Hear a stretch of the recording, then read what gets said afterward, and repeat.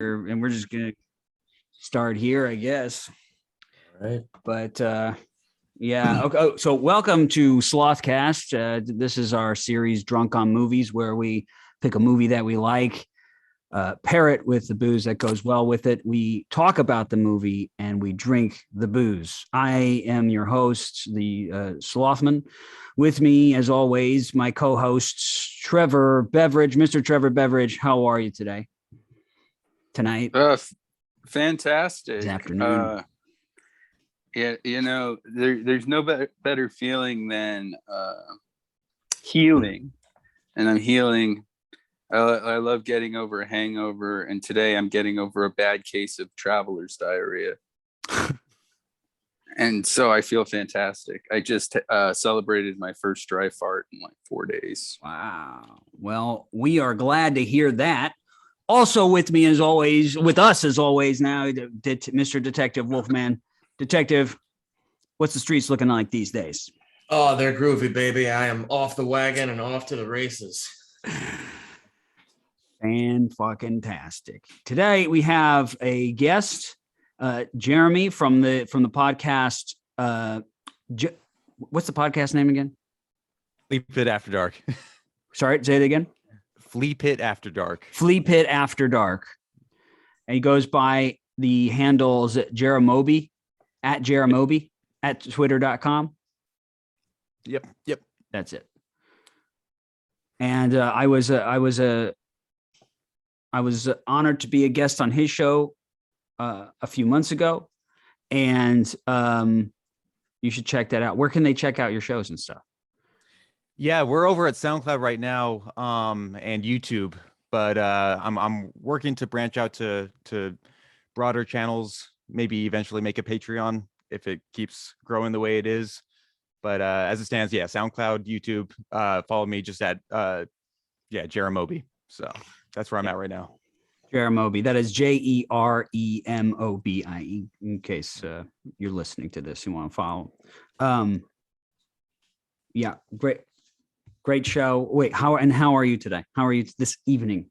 Are you on the east or the west or the central? Where are we? I'm on the east. I'm in Virginia, so we're in tune with each other. We're good. Yes. Yeah, and I'm doing well. Yeah. Thank you. Yeah, I'm doing well. Yeah. Thanks for being here.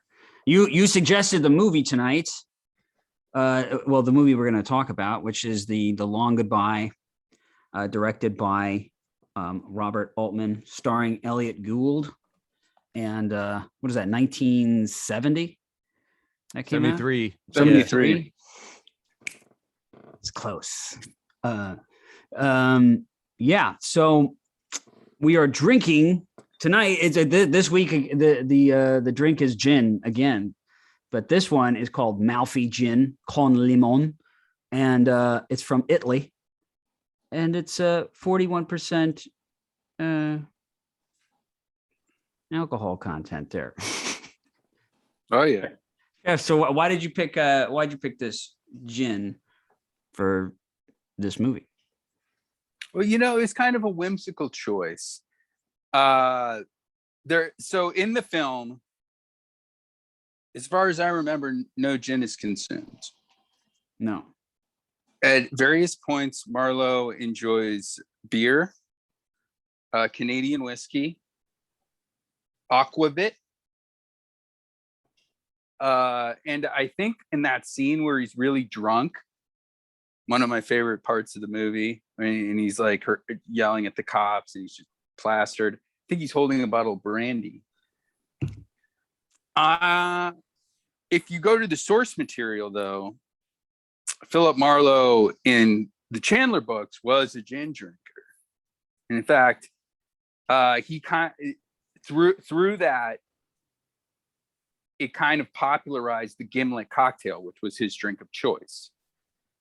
Gin gimlet is in that class of cocktails I like to call lime sweet. You take a spirit, you add lime juice and sugar. So that would be a gin gimlet if you're using gin, a daiquiri if you're using rum, Tommy's margarita if you're using tequila. Very close to a whiskey sour. You usually use lemon and often egg whites for that. But it's basically a way of taking a spirit and then adding something sour and sweet. Whenever I can, I'd rather feature a spirit than a cocktail on this show. And so I was thinking about my favorite gins. And as we covered last week, I'm not the biggest gin drinker.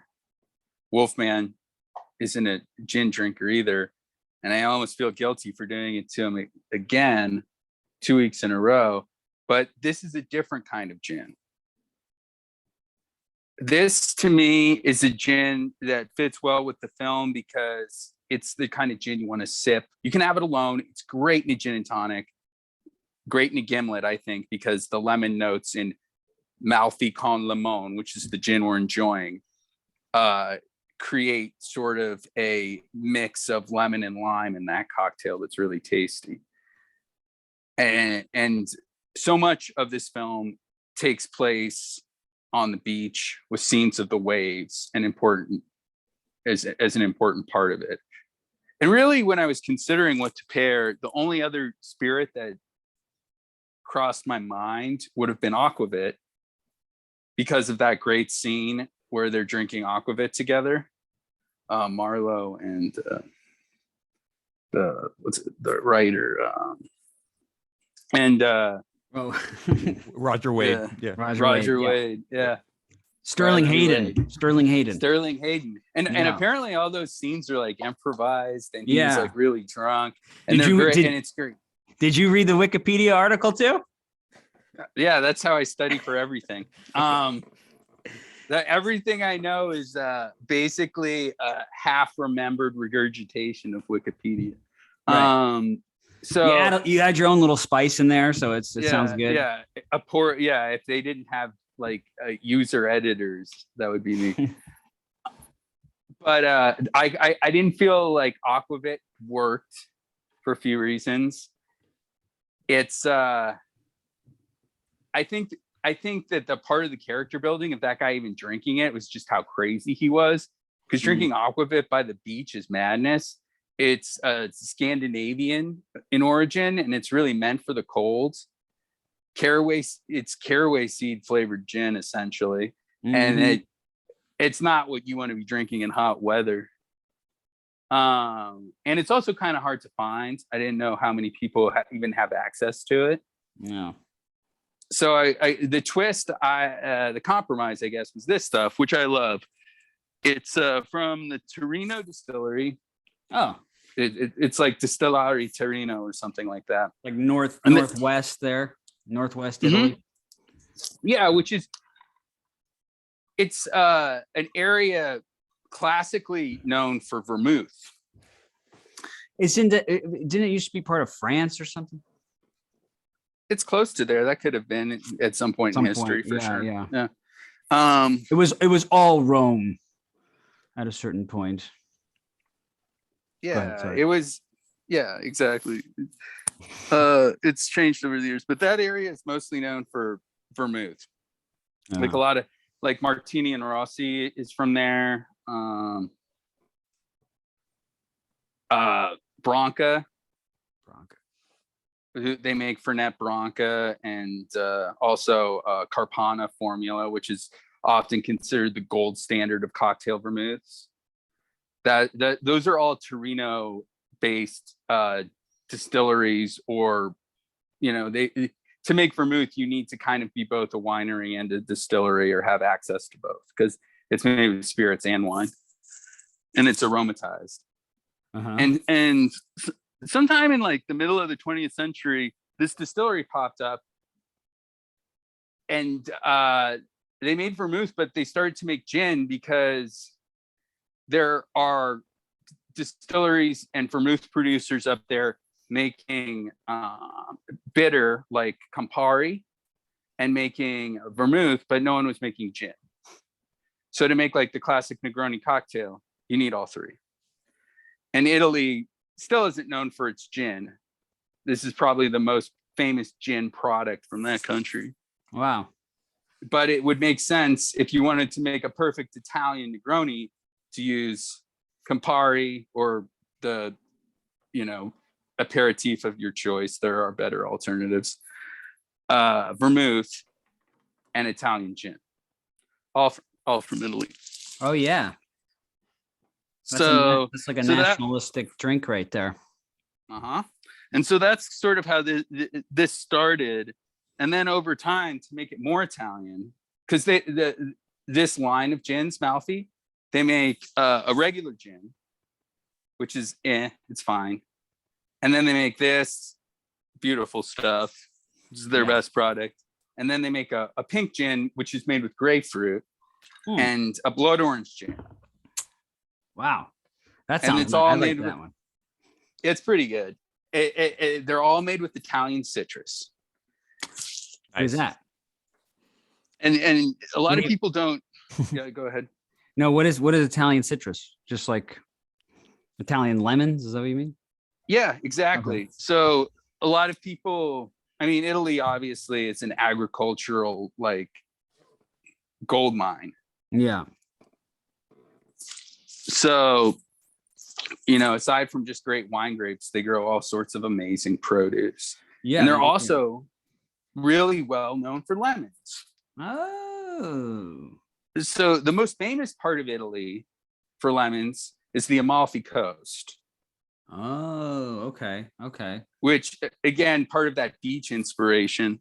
You're right there in this beautiful weather with waves crashing against it. And up on the hillside, there are these lemon groves with these sort of rugged looking large lemons that are protected the way that wine grapes would be by an appellation. In Sorrento is the area. Is it also similar to how olives are protected in Greece? Yes, exactly. There's food protection laws and appellations for all sorts of agricultural products all over Europe. Okay. And those lemons are usually destined for limoncello, which is arguably Italy's most famous spirit. I don't know, depends. People don't drink it that much in the US, but if you go there on a trip, it's at the airport and shit. Yeah. If you never had it, it's syrupy liqueur that's bright yellow. But good limoncello is quite delicious because it's made with these special lemons, and they actually macerate the whole lemon, peel, pith, and all, and mix it with spirit and sugar to make this delicious syrupy lemonade tasting thing. Where you can really taste these special lemons. Yeah, is it like a dessert? Is it more of a dessertif than a or you drink it or is it more like you sit down to lunch and that's the first thing you have, like an aperitif or something? When you drink that?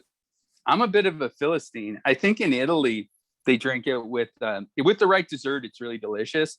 Yeah, but I actually really like to just mix limoncello with soda water and make a sparkling lemonade type thing on ice on a hot day. It's so good. Yeah, it seems more of a summery thing. Now, does the salt water get up to those lemon trees if they're up on a hill? But does the salt mist from the ocean kind of get on these lemons as well? You think? I'm sure if you ask someone who's passionate about this, like a grower or someone who lived around there who's part of the industry, they'd say it had something to do with the terroir of these lemons. Yeah, sure, because they can only grow there.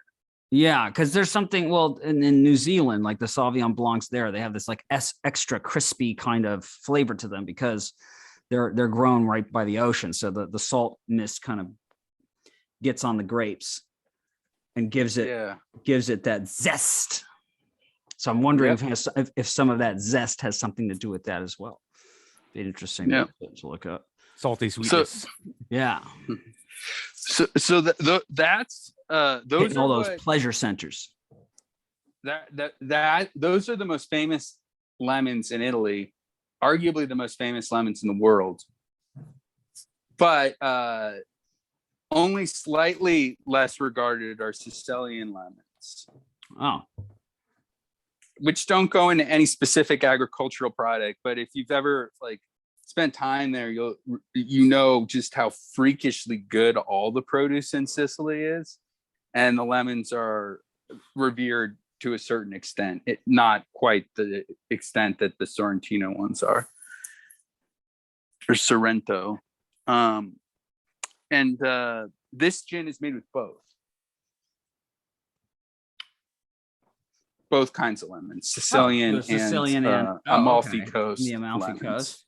Oh, Okay. Yeah. Mixing bloodlines there. yeah. Oh yeah, exactly. Vendetta. So you're saying this gin is part eggplant? 80%.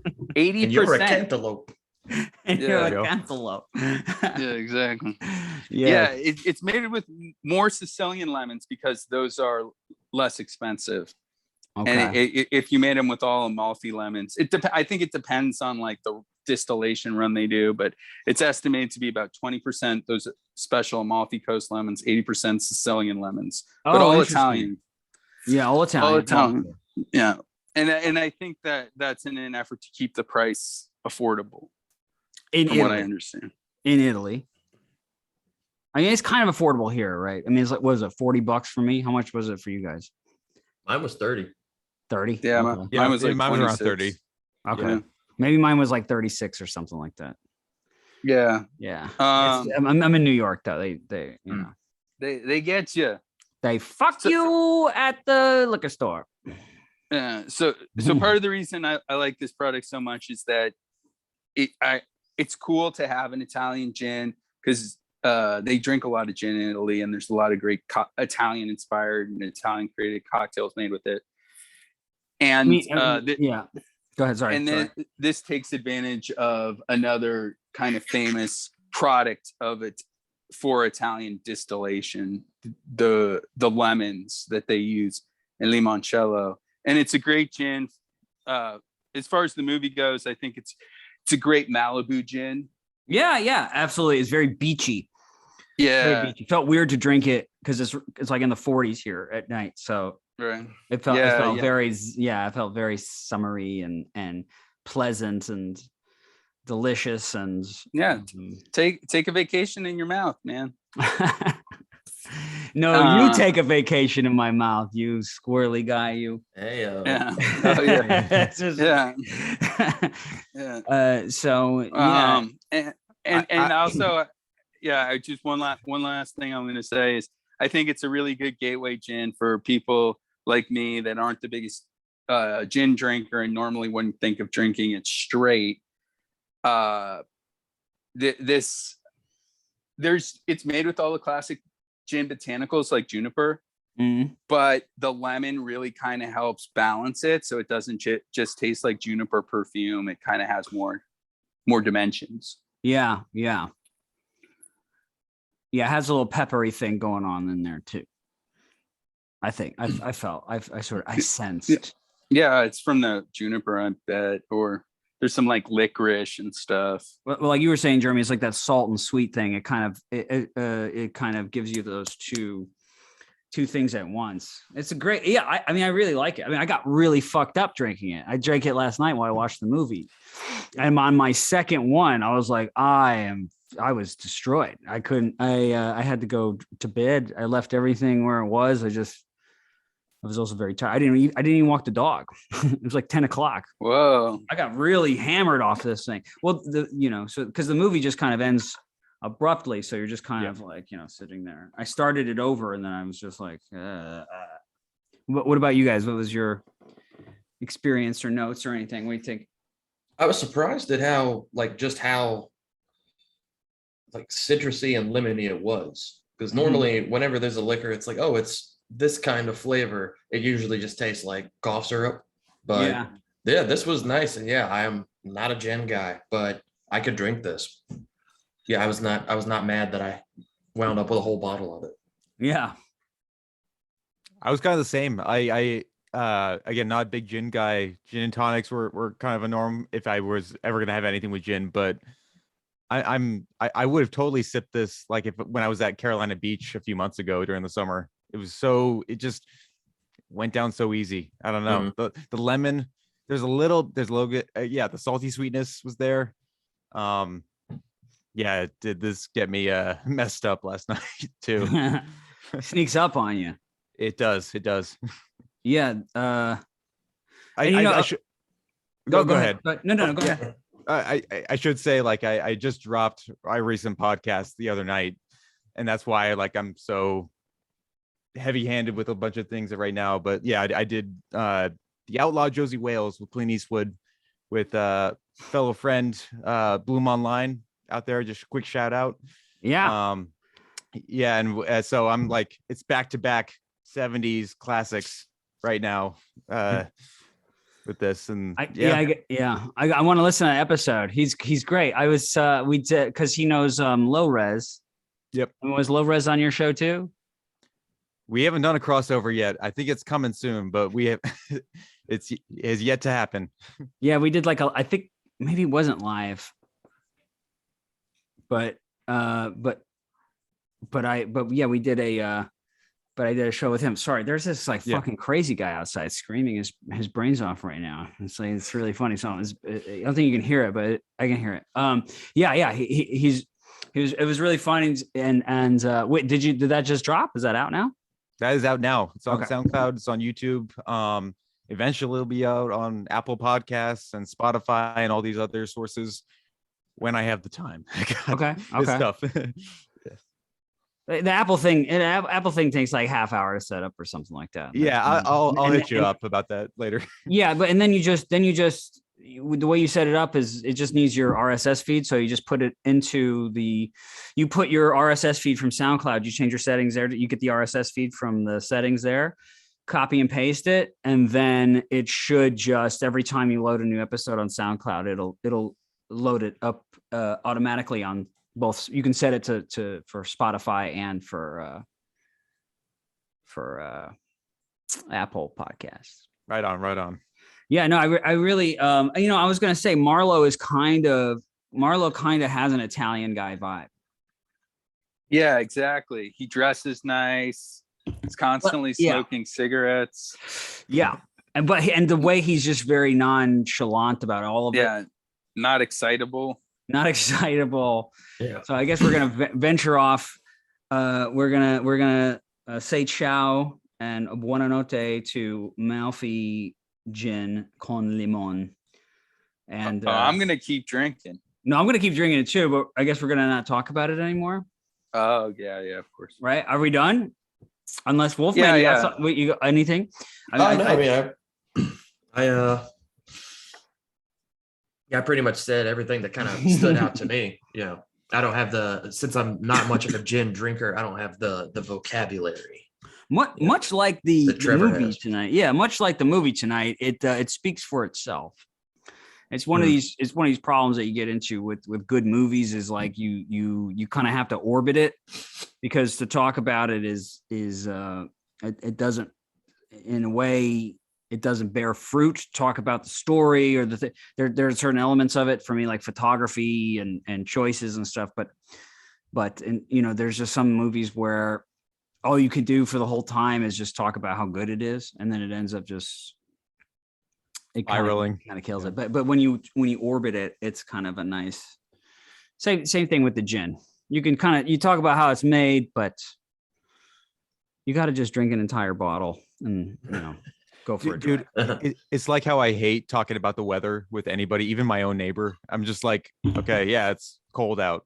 Mm-hmm. Where are we going from here? Having weather. Yeah. Weather's happening right now. Yeah, it always comes up. Yeah, it's cold. You just say, it's nice. It's cool. Anyway, so we've got the 1973 film, The Long Goodbye, directed by Robert Altman. I wanted to do an Altman film before this one. We were talking about doing shortcuts. It's not on any streaming services. You can get it. You can get the Criterion Collection version, which I have. And I know, Trevor, you can kind of figure out how to watch it, right? If you need to. Yeah, I figure it out. I think I started going to my local library for DVDs. So. Oh, nice! That's awesome.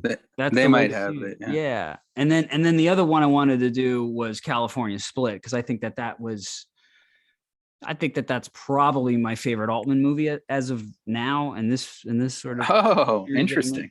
Yeah, I really like that movie. Me too. And I like Shortcuts, but it's really dark. But this movie, I was sort of reserving because it's almost like I didn't know if maybe the Elroy boys would do it or somebody else would do it because it's kind of up the alley of the Elroy boys. But when you said, Jeremy, that it was perfect for the show, I thought actually that makes sense. That fits. He's kind of a slothly guy, he's like a Marlowe is anyway. Yeah, the first observation I made when I rewatched this, and I saw this back in college and I didn't think much of it at the time, but going to it now, I was completely enthralled with just the easygoing quality of it and how much the Marlowe character lends to that quality. Because I made the observation, and I think we kind of publicly posted about it on Twitter a while back, but this is like Spike Spiegel on screen, but like the legit version, not this John Cho fucking casting choice that they went with for this. That's a great call. Yes. Yeah, absolutely. He's so smooth and just like cool and collected and kind of goes with the flow. But at the same time still kind of cares about his job. And he just doesn't kind of let anybody like really talk his way out of what he does naturally. And I think that's why I was so kind of drawn to this version of this character. I had seen The Big Sleep with Humphrey Bogart, same character, different story. I know Robert Mitchum has played this character a couple times. Right. But I don't know. I'll get into this later, but what I think the film does so well is that it serves as a satirical piece of the film noir genre, rather than this. I see people, and I'm on Letterboxd, and people on Letterboxd, they go nuts and they don't make sense a lot of times. They'll call this like an anti-film noir. I don't think it's quite the case here. It's a complementary satirical piece to it. We're gonna take those elements, we're gonna take the femme fatale character. We're gonna take the gloomy night side pieces. We're gonna take the setting as a whole, and we're just gonna subvert it a little bit. But we're not gonna make you feel like, oh, this is completely different. We're gonna bring back the familiar little elements that you would expect from a genre like this. We're just gonna make it a little bit more interesting and goofy and fun. Yeah, I mean, at that time in the 70s, the trope of the Philip Marlowe trope was kind of played out. And so they were like making joke movies about it. Was kind of a gag to have like your detective be like the bogey guy. Because this is like after the 60s revolution and everything, right? Or the whatever the fuck, like the hippie stuff. So after that, it's like the 70s. It's kind of economy's going kind of down, and the age of irony is really starting to rise at this time, and so having this character be too sincere, it just wouldn't work. It wouldn't work with that same bogey character from the movies or the Robert Mitchum character. You had to kind of it almost you kind of had to subvert it. But as I was thinking, like this character of Marlowe was like the adult Batman. It was like if you like Batman comics, you got older and you would read you'd read the Raymond Chandler novels, because those are like adult Batman. He's not, he doesn't have all the money in the world. He doesn't wear a mask, and there's no cape, and there's no bad guys wearing makeup. But it's like the detective stuff is still there, and it's like this. It's what you did. You just like you would read comics as a kid, and then you'd kind of advance into novels like crime stories, detective novels. So you got to go into this movie thinking like what it would be like to be a fucking fanboy, all these Batman fans and shit, and then going in and seeing like your Batman be Elliot Gould it must have been, I guess, similar for people who like Batman and saw Michael Keaton playing Batman. You know, just like, wait, what? This is not. This guy's not as. This isn't the. I mean, actually, even more so subverted. I mean, this guy's like this guy because he's not really. Michael Keaton. The physically, aesthetically, you're like, that doesn't make sense. But that character is still the character from the comics. Whereas the Philip Marlowe guy is like, I mean, we open and he's asleep with the cigarette in his mouth, and he's already wearing the suit that he's going to wear for the rest of the movie. He's kind of a slob, he's trying to like feed his cat with cottage cheese and raw egg, and it's like, he's got these beautiful women. He can't fucking get any of them. They just ask him to pick him up brownies or some shit, So just to open with that is like, you're with Philip Marlowe getting cat food and getting talk sass to by the fucking employee who's like, hey, motherfucker, it's all the same shit. And he's like, okay, man, fine by me. What does he always say? Like his it's okay with me. It's okay with me. Okay with me. Yeah. Now, did any of you guys read the Chandler novels at all? Have you ever read a Chandler novel? Yes. And you have. And so yeah, no, I've read most of them. Now it's interesting you brought up Batman because so 1989 Batman is a Batman movie directed by Tim Burton. Batman Returns is a Tim Burton movie with Batman in it. Yeah. Oh, yeah. Jumping off of that, this is and so this is not a Philip Marlowe movie. This is a Robert Altman movie with Philip Marlowe in it. And so I dig this movie, but I am glad that I saw it before I read any of the Marlowe books, because I feel like if you came to this having been a fan of Chandler and the Marlowe character, I could definitely see you not enjoying it, because it's a complete it's a complete reinvention. Not just the time period, but like the man himself in the books. He's a bigger guy. He's basically like the sensitive, tough guy. Okay. And this is the books have, like that kind of like dry detective humor in them. Yeah. But as the books go on, particularly once you get to the Long Goodbye, there is like a fog of sadness in all of them. Okay. And like Marlowe, the more you read, like the more you're kind of like along with this guy who is just this profoundly lonely man. Wow. And it's especially interesting that this movie is so kind of like light and groovy and fun, because the book is very sad, and it's all about like human like relationships and pain and weakness. And Chandler's wife was dying of cancer when he was writing it. And so you can feel him like wrestling with all that weight reading the book. So this is like a sick burn to the fans of Chandler, which is probably why it got fucking trashed when people watched it. I mean, it's got Rotten Tomatoes isn't. I know I don't like Rotten Tomatoes, but I check it. But it's like 87, but it's like 94 with critics, and then you can see, okay, that's why they liked it, because of the subversion. Now, they're revisiting it and looking at the subversion. But like,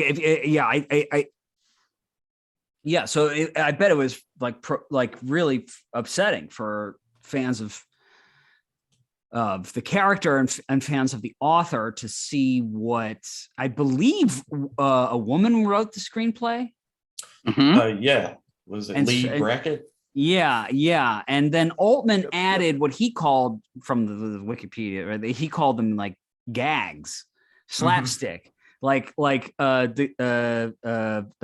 Sterling Hayden drowning himself was added, and all the Coke bottle breaking against the woman's face, all that stuff is like added to I think is a kind of a brilliant take, which is more like, yeah, you're with this guy, but he's living in this very weird, very real world, and that real world is incredibly violent. Even the scene where Harry is like following Philip Marlowe to the house, and he clings up to the doorstep window or to the door, Yeah. just like reopens it, and it's like, oh, okay, like go back to your go back to your post. Come on, man. Yeah, no, Harry might be my favorite character in the movie. Yeah, Harry's for great. sure. He I got remember so when people just had jobs. Yeah. he gets so culture shocked so fast. Well, that's part of what's interesting about the movie is because of the time and the place that it's set in. Like you're getting all these. Basically the world as we knew it is kind of clashing with all the new age 60s and 70s stuff.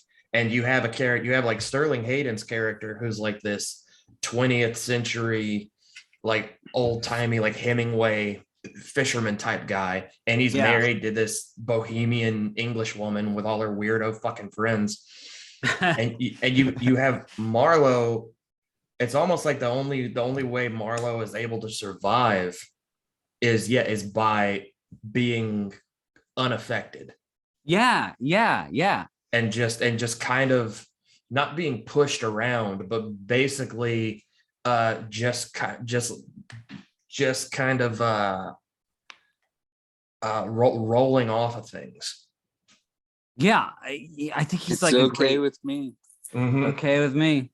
It's almost like that wasn't Pepe. Who's the toad? There was Pepe and then there was the toad, the groiper. Uh-huh. Like you have to be like cozy, right? The groiper is cozy. Sure. And that's kind of like just chill. So that kind of Philip Marlowe character kind of works a lot now. If you're a dissident, and you know what I'm saying, like you're just kind of like, all right, I have to just, it's a good movie for now because no matter what's going on, you got to kind of stay detached from it. And this is this like choice that Altman makes with the cinematography.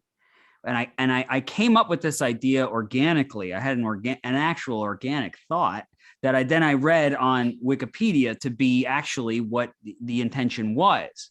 But for me, when I was watching this last night, I thought, oh, this movie is like, it's not inviting. It doesn't want you in this world. You're not in Malibu sitting with those people. And nowadays you get a lot of like point of views, documentary style, handheld shots and stuff, shaky camera, this type of thing to make you feel like you know these people and you're in this room with these people to get you into it. It sucks you in. But with this movie, it's like he intentionally wanted to make the audience feel like they were watching something. And you get this idea with this cinematography, which always starts with this, like, not always, maybe sometimes it's reversed, but it's like, it's usually an establishing shot that works its way in to like a beautiful, perfect frame. But at first you're and the camera is always moving and these guys and none of the characters are ever moving. It's a very sort of like sort of a physically silent type of picture, type of movie where it's like not a lot of action's going on, but the camera is doing all the work in terms of the movement. But as you get closer into these frames, you start to like, oh, like, and some of them are even physically like through the fucking window, but you just hear the audio. You're slowly being kind of, you're a voyeur, you're a ghost, you're a spirit, you're an apparition in this movie, which is like camera art. I mean, it's craft. It's like, it's just a really refreshing thing to see, as opposed to what we see nowadays, which is a lot of POV, feels like a video game or a ride or something. And yeah, so I don't know if anybody's got any. I was gonna say, like, it really does feel like the cinematographer is holding the viewer, the audience at gunpoint. I mean, there's the great shot where Roger Wade is like walking right into the ocean, committing suicide, and you're looking at the shot like from the get-go, and you're like, this is really weirdly framed. I would not shoot it like this if I was behind the camera, until you see that reveal and where it elevates and where it builds up to. It's so it's like a weird cinematography manipulation tactic, I think, on part of this production. And I mean, gosh, it works. I mean, I don't know how else to has to say, like it really does. You feel it when you see it. When you watch a movie now, you're waiting for, you know, the what is it? A TV show I watched was like 1.2 seconds or something. It was like bop, bop, bop, bop, bop. The cuts. It's just so fucking like bop, bop, bop, bop, bop. It makes you feel all fucked up. Whereas this, it just stays. We're just here. We're in this room. We're in this thing. We're hearing this talking. And like, you know, I've watched this movie maybe 7 times in my life, and I've never really fully understood what the fuck they're talking about. Because usually it's just they're talking. I'm hearing Mexico. I'm hearing this, and I almost feel like that's part of the. I think Altman kind of repeats that in a lot of his movies. This type of feeling of not really getting it all.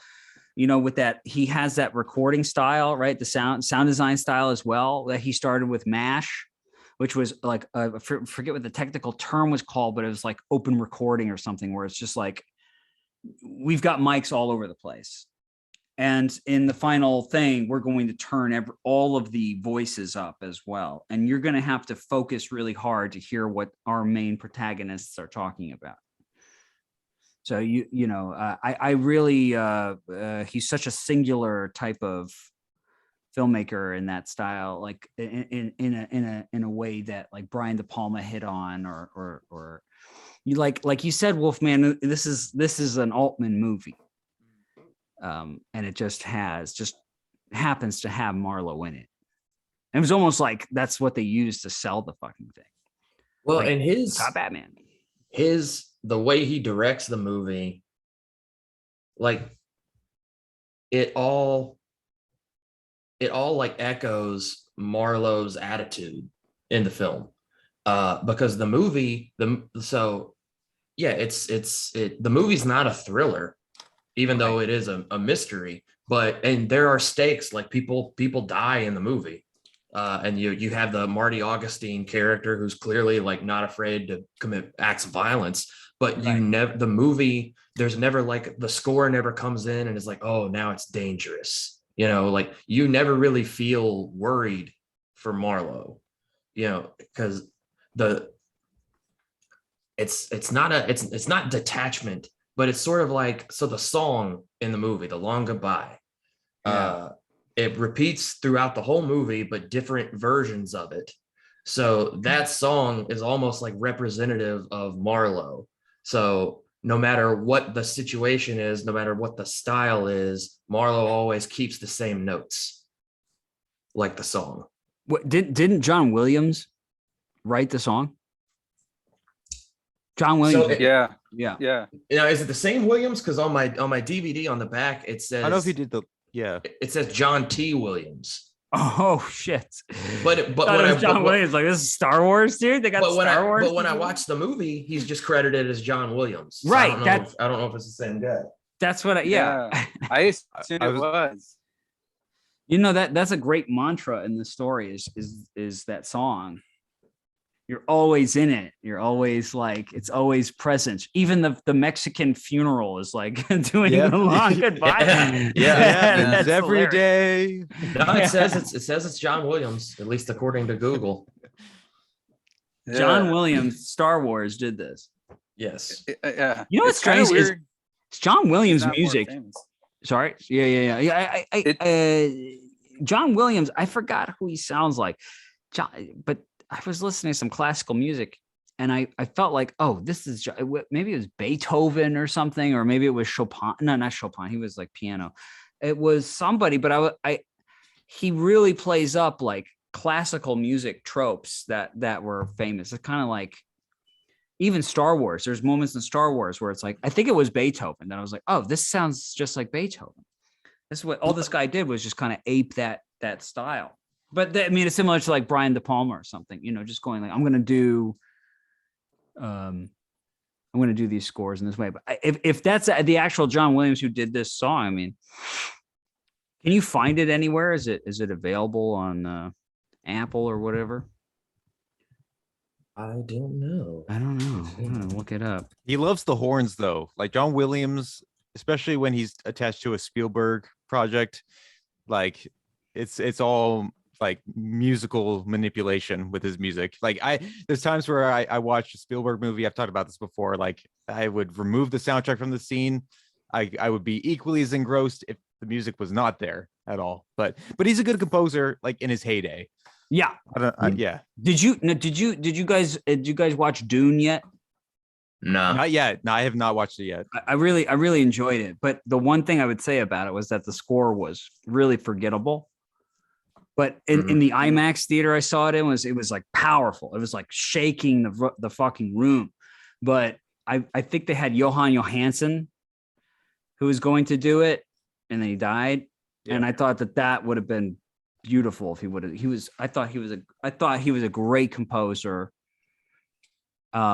Whereas Hans Zimmer, I think, is the one who does it, and it just sounds like Batman. When you watch it at home, it's just like that's what every movie score sounds like. This is the problem. It's like like I remember that movie Gangster Squad. That thing that came out a few years ago with like Gosling and Josh Brolin or whatever, and it's supposed to be like, you know, this 40s, you know, LA Confidential noir type movie. And the score sounded like fucking Batman Begins. Yeah, and it fucked the movie up. Like it totally. Well, the movie was not good. The movie was shit to begin with, but but the score for me was just like the topper of like, oh, this is not only bad, it's now annoying because the soundtrack. Johan Johansson, his score for Prisoners, Sicario, and then Mandy later on with Nick Cage, phenomenal. Yeah, I mean, just we lost a great talent right there. Yeah, I mean, Mandy especially. That was his last work. Yeah, and his album. He's got an album, a couple albums out too, just of him just orchestrating or whatever the fuck. I don't know, but you know, like those classical albums, they'll have like that yellowy thing on the thing that you know is a classical album. You know what I'm talking about? Yellowy thing? Yeah, it's like a yellow label. I'll show you. Let me see. I think I know, but yeah. Yeah, I don't understand that. If that's like a Blue Note label or something, it's, you know what I'm talking about? Color code. How do you spell Johan? Yeah, there it is. Oh, it's like, okay. It's this little, can you see that? I guess you can't see that thing. This is like little tiny thing of, okay, let me see. Oh no, of course. But it has that on there. It has this like Deutsche Grammophon. I don't know. Anyway, but anyway, back to this movie, to The Long Goodbye. Yeah, beautiful song though. The mantra in the movie of The Long Goodbye. It's the only thing in this universe that any character is listening to, as far as the film is concerned. Yeah. Which even in the beginning, there are two different versions playing, which I like immediately it like gives you a tone for the movie. It's like this is going to be different. Yeah, and Altman ends up, you know, he's able to like have a career because like all of his movies cost the same, which is about $1 million. I think Nashville is like 1.5 or something, but he's able to keep the budget so low that his this movie, it looked like it made almost $1 million, but it cost 1.7 to make. And you got to figure that 0.7 was probably just advertisements. Maybe, but back then they didn't really advertise like they do now. No, I mean now like most of the damn budget of a movie, you know, goes into advertising. It's it's a ridiculous amount. It is for something that like you gotta, at this point, in a way, it's like we almost like went backward because to me, advertisements don't really work on me anymore. Like I knew even if with, you know, my stepson really loves the Marvel stuff, he wants to see the Eternals, but I was like, I have no interest in this at all. And they're promoting it everywhere until it came out, and now they've stopped because it's getting all these bad reviews. Which no way. Yeah. that's partly why I wanted to bring this movie into this podcast, because I'm so inundated with peers my age. I'm probably younger than all. I know I'm younger than pretty much all of you probably, but I get messages from people saying like, "Oh, did you see the Batman trailer or whatever?" And not to bring this to a Marvel DC topic, but like I'm so tired of just superhero and cape shit. Like this is more up my alley of what I want to talk about and films I want to go back to and reflect on. None of this stuff now. I mean, it's really, really tough to to find people that really want to watch a classic, or just feel nostalgic for something. Well, and I think about too, like you think about movies you want to share with people. Like it's like, oh, I can't wait to watch this movie with so and so because they'll really like it. Or like my brother has kids, and so he's like, he's going through all the movies he wants to show them, that we grew up on. Right. What the hell are people gonna show their kids from this era? It's like, oh man, I can't wait to show them the Eternals. Yeah. No one's gonna say that. Maybe I think it'll be like the Dark Knight trilogy. Maybe. I mean, and that's that's definitely more worthy than, because it's like shit now. Yeah, I mean, it's like I showed my stepson what my like parents showed me. Mm. So I showed him like the original Star Wars. Yeah. Marvel came a little later, but first it was like Star Wars, then it was Superman, and then it was like Dark Knight. Now my stepdad, he showed me like One Flew Over the Cuckoo's Nest and The Last Detail and Chinatown and what's the one? Orange, A Clockwork Orange. Yeah. I'm getting Kubrick, fucked up, but it was like so. I mean, I would show him. He won't. I don't think he'd watch that stuff, But I do think that he would show his kid what I showed him, which is like Dark Knight or Batman, and then Nolan's Batman, and then maybe like the first until you get to like Infinity War, But he liked Infinity War too, so I don't know. I would assume Infinity War is like the fucking like the cinematic masterpiece of our age, right? Yeah, it's all the same, really. They're all based on books. It's just like they used to be based on novels. Now they're based on the picture books, the comic books. The movies are based on source material designed for children instead of source material designed for adults. Yeah. Well, there are no adults. Exactly. That's what, yeah, you're right. I was watching this movie.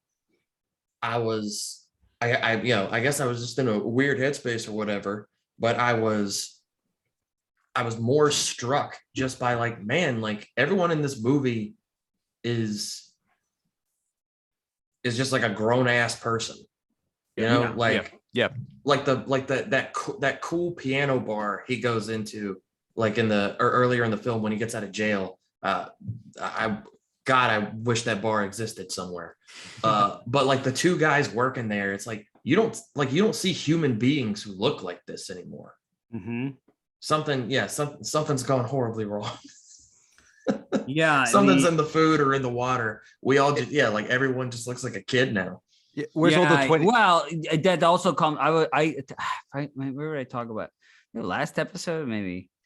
It comes from like not fighting in any wars or working in any factories or like not smoking cigarettes. Yeah. I think it's all that. We've all been like infantilized and engaging in fake shit. So we're just like, we're all fucking soyed up, like we all look way too fucking young for how old we are. I should be gray. I should be all gray. I am getting hairy. I still have that Cro-Magnon thing going on. I'm getting like back and shoulder hair and stuff is coming in. not a good look, but I'm like, well, at least, I'm looking more like I'm supposed to look than being some sort of shaved down alien. We got to get the kids smoking. We gotta get them smoking cigarettes again. Yeah. Mhm. Fucking, yeah. It's almost like, though, it's like you can't go back. It's like you can't go back to it. I do think that like tobacco is like marijuana and it should be smoked every once in a while, just to have that fire and that taste and that feel. I'll smoke one once in a while. You know what I mean? Like it's hard to go back to any of that, because as soon as you do any of that, like us just talking, gets you on some fucking list or something as like a danger, or for when I post this on Apple, I got to put it's explicit because we said fuck a couple of times or something. But like, yeah, You everything just said it. Yeah, I just did. Everything is, well, we didn't, there's other words that you could say that. And now we've advocated smoking. Now we've advocated. Is this Oh, that's upload made even for worse. kids? That's it, right? That's it. Now we're gonna get Mhm. slapped with the fuck. No, I don't think so. I don't Yeah. fucking. I don't fucking care either way. But yeah, you're right. It's just more to your point. It's just like it's all infantilized, and there are no adults. And in this movie, and like you're saying too, Jeremy, is like you want to like just see it, just watch adults being adults or something. Not, and I don't mean adults like I'm responsible, I'm paying my bills, because fucking Philip Marlowe in this movie, we don't know if he's paying his bills. How the fuck does he live in that nice apartment? Yeah, how does he afford that house with the private elevator? He can't even afford cat food. Yeah, And the Hindi chicks just flaunting their tits out, no matter. It's just. Him giving away that $5,000 bill at the end is like, that's a big deal. Us, that's a big fucking deal. My generation would be like, yeah, sorry, sorry, but I got this $5,000 bill. I'm keeping this shit. He really wanted to kill that dude. He really wanted to kill him. Yeah, it was worth it. Yeah.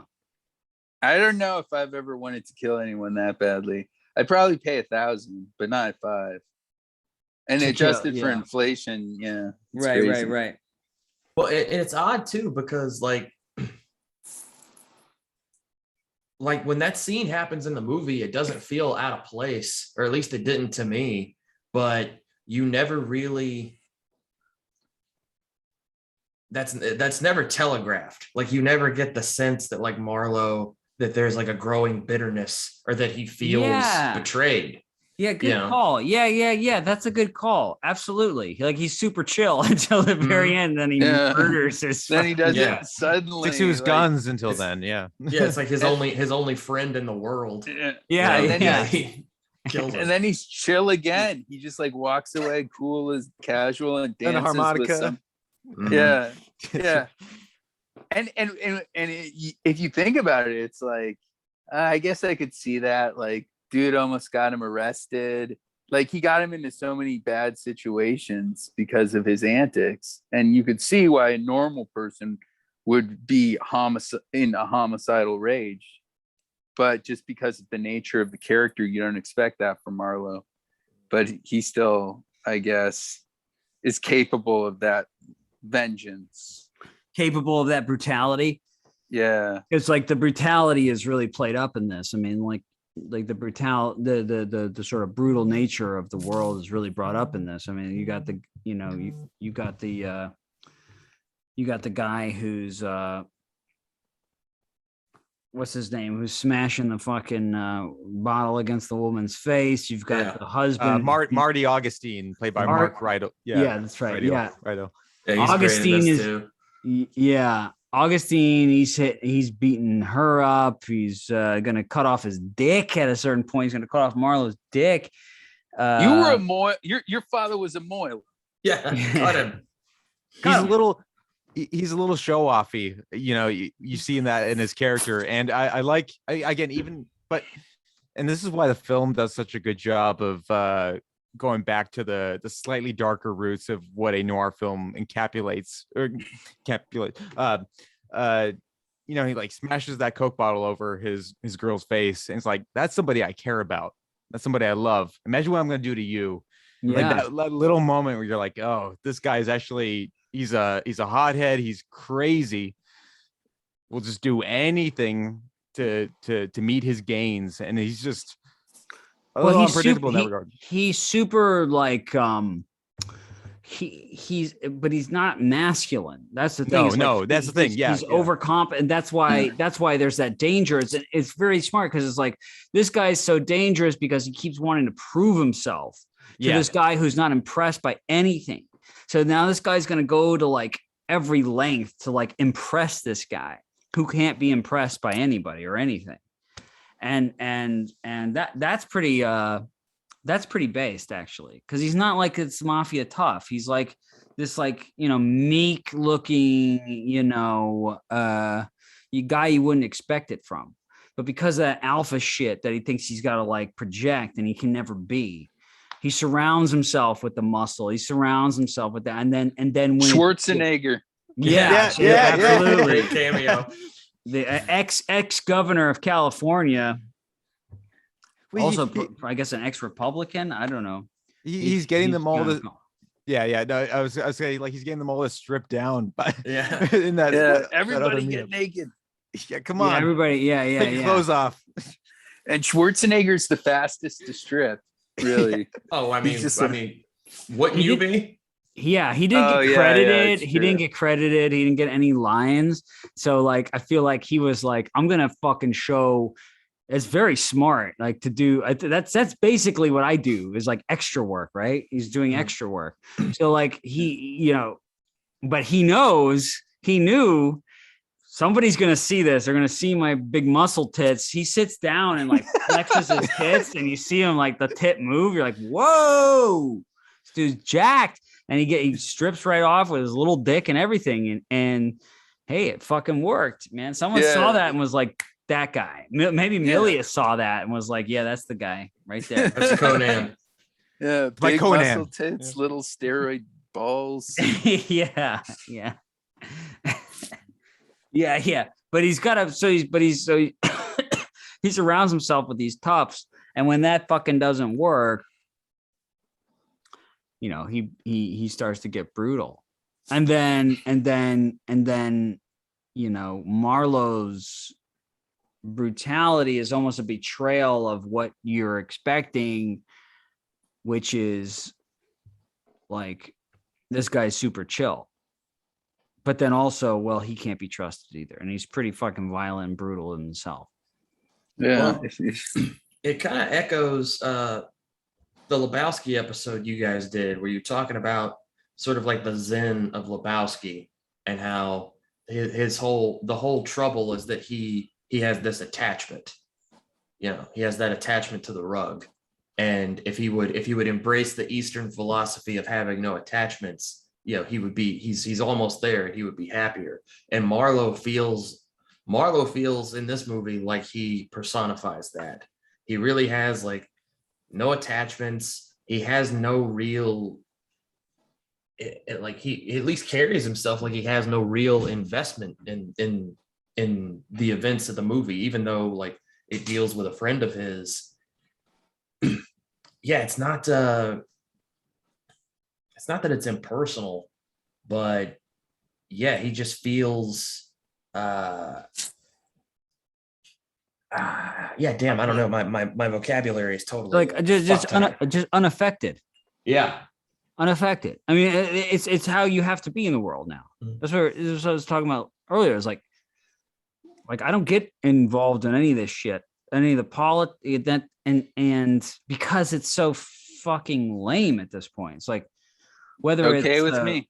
Yeah, exactly. Yeah. Like whatever, dude. Like, but I'm not gonna get caught up in this shit. Like, I don't want to get caught up in any of this shit. But it's like life, dude. It's like as much as you try to avoid the bullshit, there is always somebody that comes into your life, whether it's your ex-friend, you know, or an ex-girlfriend or whoever it is. There's always somebody that just pull you back in, just fucking drag you back into like this bullshit. And you're like, fucking life's hard enough. And that's what happens with Terry, right? Terry shows up and he's this fucking friend that it's like, this motherfucker lives in Malibu. The Marlowe character in this movie, he doesn't look like he's paying his rent. He's pretty hard up. He doesn't look like he's living a great fucking life. Well, I mean, he's driving that old car. He's driving the 40s detective car, which, now you see someone with a car like that, it's like restored and it's a point of pride. But back then, I mean, within the context of the movie, he's driving this like piece of shit jalopy that's 30 years old. Yeah, it looks like shit. And so he's like, and then his buddy, and this happens all the time too, if you know anybody who's economically better off than you are, they don't have that many worries, but they always get caught up in some bullshit. And that's like Terry. He just like gets caught up in, he does some fucking stupid shit because he doesn't live in reality because he lives in fucking Malibu. And he brings it to his buddy and he just sets him up to be like, now you're going to handle this shit. It's just like when you hang out with those guys, which I've hung out with before, is like guys who are rich, don't give a fuck. Girls, same thing, same fucking thing. Daddy's always coming to the rescue, whatever the fuck it is. You don't know what you're getting set up for. And then all of a sudden you're left holding the fucking bag and they're like, ha ha ha, they're laughing about it. You know what I mean? Because it's funny to them. Because to them, as long as it doesn't touch them, they're fine. And that's kind of like, I think that fucker deserved to die. I don't give, I would shoot that motherfucker. I would hunt that motherfucker down just to shoot him in the head. Well, even even if he wasn't a killer, guy killed his wife. The betrayal of a friend, and lying. The whole setup, it's a real. And then he even he gets found out, and he has the nerve, he just calls Marlowe a loser to his face. Yeah. And this is a guy, according to the movie, they've pretty much known each other since before high school or whatever. They've been friends their whole life, and he's like, oh well, of course, Marlowe, you're a born loser. Fuck, dude. Bam, motherfucker. Yeah, right. Yeah, dude. You should have shot him twice. Pop. Yeah, exactly. You should have did the double. What do you call it? The fucking double. The double tap. Double tap, chest double and the head. Yeah. Fuck them. I recently, I know I'm going off topic here. I recently rewatched the first season of The Walking Dead, and the Rick character, he always has a tendency to just point his gun downwards. He's going, pop, Carl, here we go. I don't know. But yeah. Yeah, the first 3 to 4 seasons of The Walking Dead were great. Definitely worth watching, especially if you're a zombie guy. If you're into the zombies, the first 4 seasons are excellent. Mm-hmm. And then once you get to 5, 6, 7, I think I stopped watching at 7 because I couldn't. These seasons just kept repeating themselves. The storylines just kept repeating themselves. They were rhyming. They were just like, okay, now there's another guy, and now you got to get okay. And then they killed Glenn, and they killed was it Abraham or whatever it was. And it's like, all right, yeah. And now the following season was just them dealing with Negan, and at that point, I'm like, all right. I mean, I fucking get it, dude. It was around that time. I think it was 2017. That's when I stopped watching. And it was that whole thing again about making Trump into Hitler. And I felt like that show was sort of trying to reflect it with Negan and being this sort of fascist thing, but it was so it was so poorly done. And the reflection of reality was so fucking totally missed it. It was I don't know. I don't know. It's almost like they loved to play that part up where it was we're gonna show Negan being so brutal. We're gonna play it up so that it reflects real life or something. I felt like that's what was going on there. I kind of dropped out after that because the reality just didn't reflect it. But I lost count of how many shows I quit watching because they in the same year, they all did the oh well, we're gonna address gonna address the Trump issue with our season of fucking Peaky Blinders or whatever the hell. Right. And they're like, do they do that in Peaky Blinders? I'm not caught up. The last season is basically all about Tommy Shelby becoming a communist and like fighting fascism. Okay. But yeah, and all right. but yeah, and then like all these shows like taking on the language of yes, like of that, of our time. And yeah, it was so fucking annoying. Yeah. That's not why we tuned in. But now I just watched the Andy Griffith Show and Peter Gunn, and I'm happy. Yeah. Nice. That's Two of the greatest theme musics of all time. Oh yeah, absolutely. Great music there. Yeah. It's fucking lame. The whole thing was just like, it was just pumped up to be something that it wasn't. It's just like, and then you have writers who don't know what they're talking about. Like, they're not intelligent in what they're talking about. Well, it's because they've never read anything. They never read anything. They never read. They never read like how do you write fascism correctly? Like, well, okay, if you're gonna do your propaganda, fine, but like, make it good. I mean, fucking Goebbels was fucking good for a fucking reason, because he made it good. He made it like convincing. I've noticed this with a lot of people. Like, I've met like a lot of I'll meet people who are like writers, but they don't read. I'll meet people who are actors, or they wanted to get into movies, but they've never fucking seen anything. Like, they've never seen this movie, certainly, or anything like it. And yeah, it's this. And I'm like, well, if you've never read anything, you've never seen anything, why do you want to do this? Yeah. Like, where does your interest in this come from? Yeah. What are you doing? Are you just a propagandist that can't even write like competent propaganda? Well, there's that, and competent. I think it's like, I think half of them, there's that, but also I think a lot of people, I think what they really want is just to be interviewed. Yeah. Oh, dude, the red carpet. Yeah, bro. Yeah. Dude, slam. Yeah. So, yeah. Basically, they want to be interviewed, and so they're like, okay, well, what career path will get me interviewed? Yeah. They just want to start a fucking podcast. Yeah. Like, that's all they want. They want like a really successful podcast platform or whatever it is. And you see this happening right now. Like, there's a lot of people on both sides starting podcasts. Well, it really annoys me that like every famous person has one now. And it's like, no, fuck you. You have the whole industry. Like, this is for regular jagoffs. Like, get the fuck out of here. But you know what, dude? It's like the funniest shit is like, that fucking works.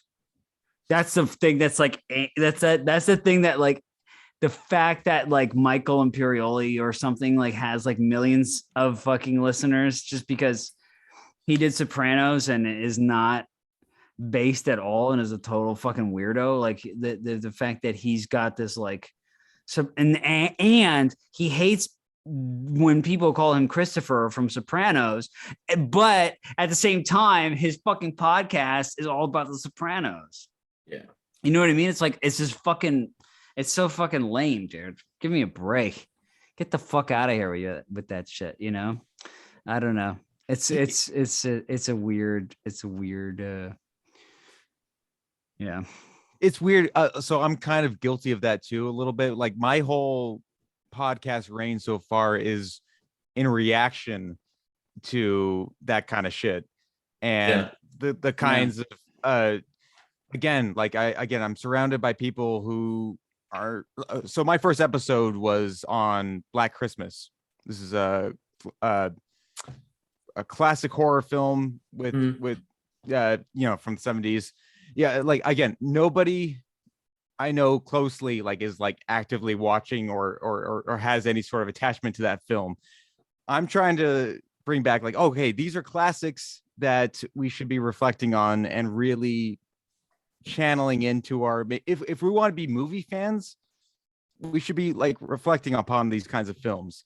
Yeah. No one is doing that my age. You guys are all, again, I've hung on this already, but you guys are a little bit older than I am. But like again, it's like I'm trying to kind of bring back that nostalgia and tell people like, you know, these are things worth talking about.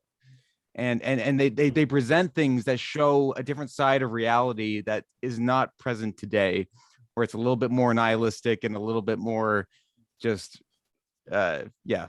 No, it's like I don't even think today is nihilistic. I think it's opposite. I think it's like too much sincerity into worthless shit. That It's too. like, yeah. You know, like the nihilism is Well, see, I don't even think it's sincerity, but it's like sentimentalism. there you go. Perfect. Yeah, it's insincere, but yeah, it's this overly emotional, this performative empathy. Right. There's no responsible, you know, you don't have to be responsible. Well, You just have to signal. Yeah, it's like the, you know, the cliche about actions speaking louder than words. Yeah. And I feel like a lot of people feel like they only have words, and words are the same thing as actions or something, and it's become this weird whirlpool where they believe for whatever reason that that's the only way they can change things is by talking and convincing others and so on, rather than actually doing anything. Well, rather than driving down to Mexico and putting a bullet in a motherfucker's chest for setting you up. Yeah, people wouldn't do that anymore. They just they try and make you know, something trend. Yeah, they try and get Terry Lennox kicked off Twitter. Yeah, right, exactly. Cancel. Yeah. The real shit is happening in the streets, right? The theater is in the streets. But the fucking thing is like, is the words do matter. I think Amy Therese texted something about this. Like went on a whole thread about this thing about like, actually your words do matter. And Twitter is more real than real life, because in real life, you don't even really talk to anybody. But Twitter, you're able to kind of go off if you want. And you can sort of shoot yourself in the head if you want to as well, right? You know the words to say, you know the things to say, you just commit social media suicide in a sense.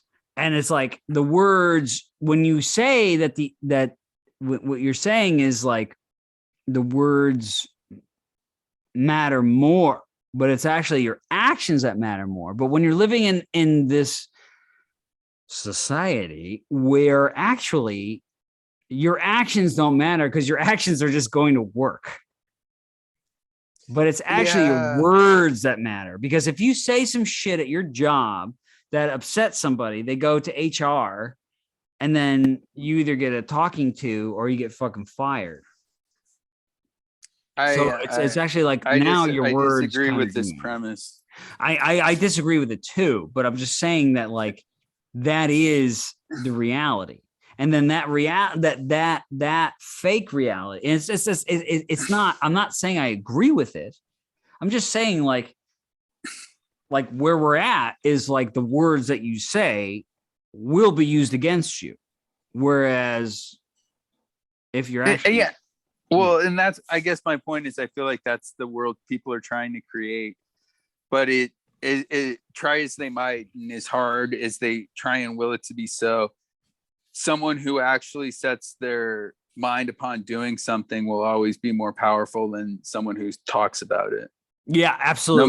No matter how influential social media becomes. The better thing to do is to just like not like have a podcast, but create, and then people look at it, and then you don't do any interviews or anything like that.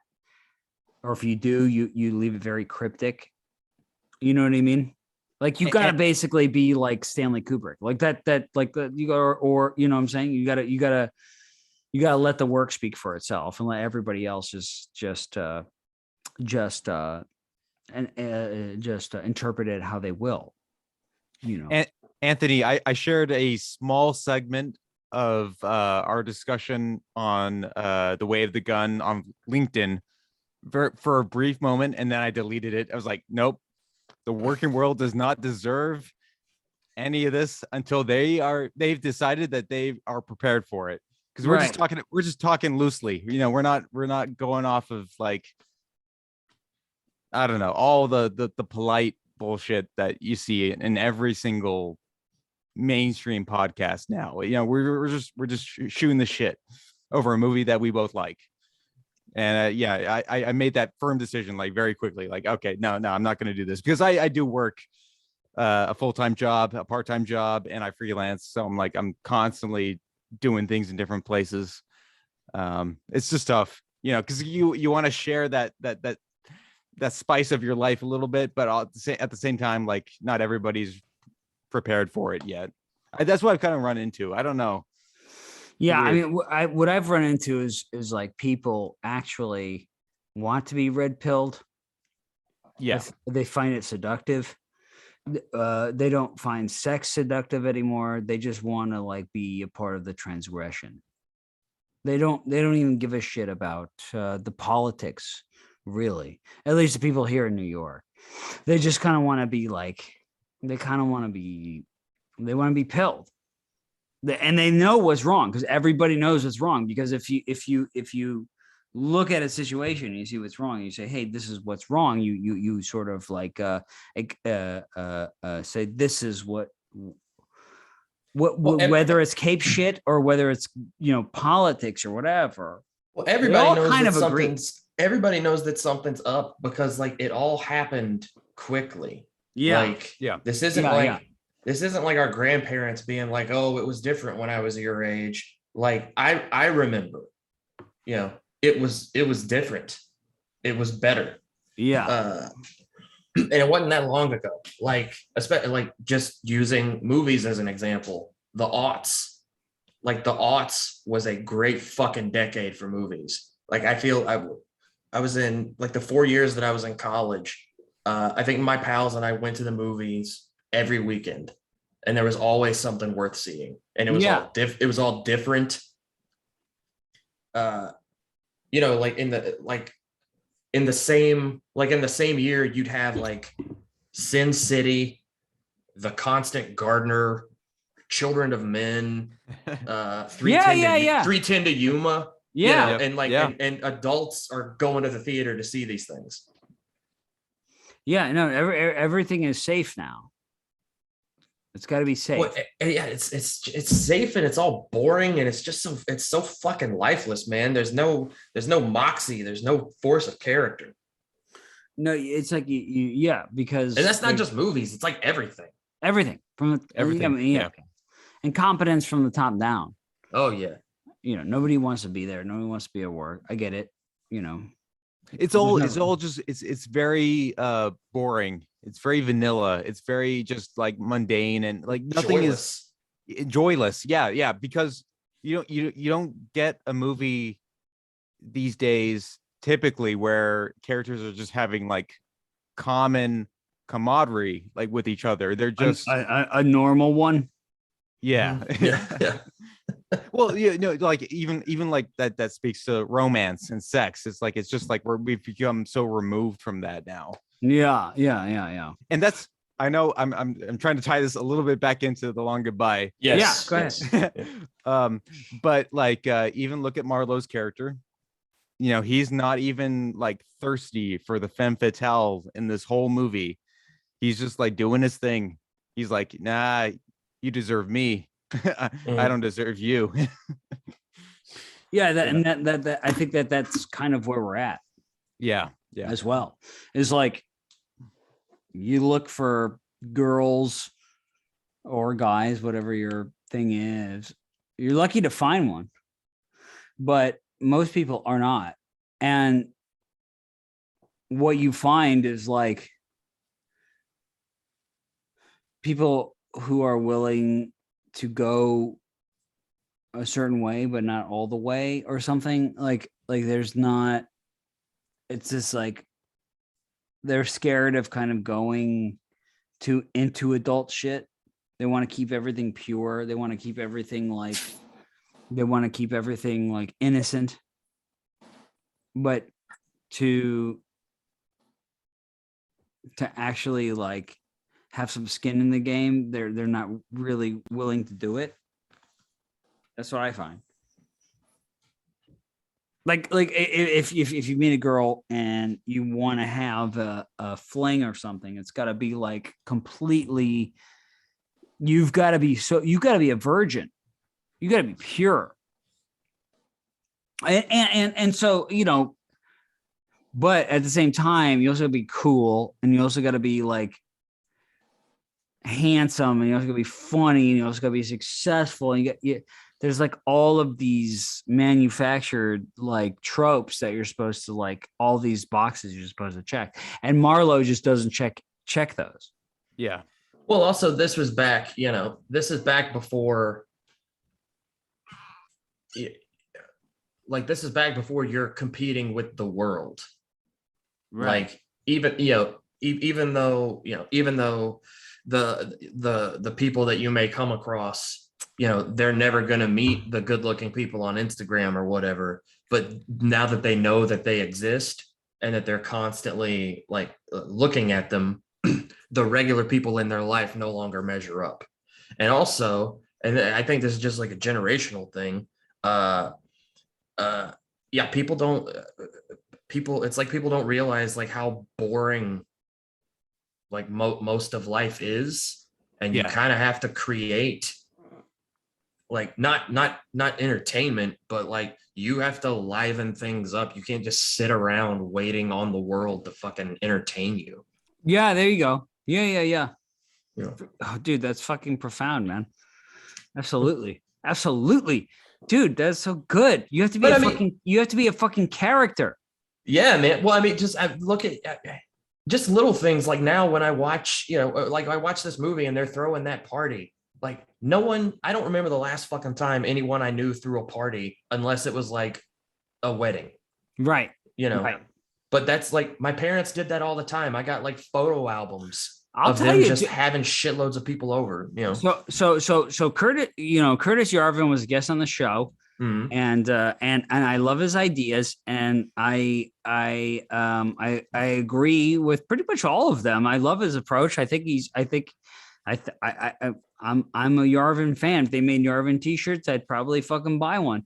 But to be at the poetry reading thing was like the most boring thing I've ever been to. And I left before he even spoke because I didn't want to like go through that cringe. I didn't want to like actually, I went up to him because he was on the show, and I said, "Hey man, how's it going?" Just like saying, "Hey dude, like, how are you?" And he was like, "Hi, do I know you?" And I was like, yeah, you were on my show like a week ago. And I just wanted to say, what's up, dude? Like, how are you? And he was like, "Oh, good. And then just kind of like, and it was like all of the people there were the exact same. It was like this cliquish college party thing where it was like no one could handle IRL.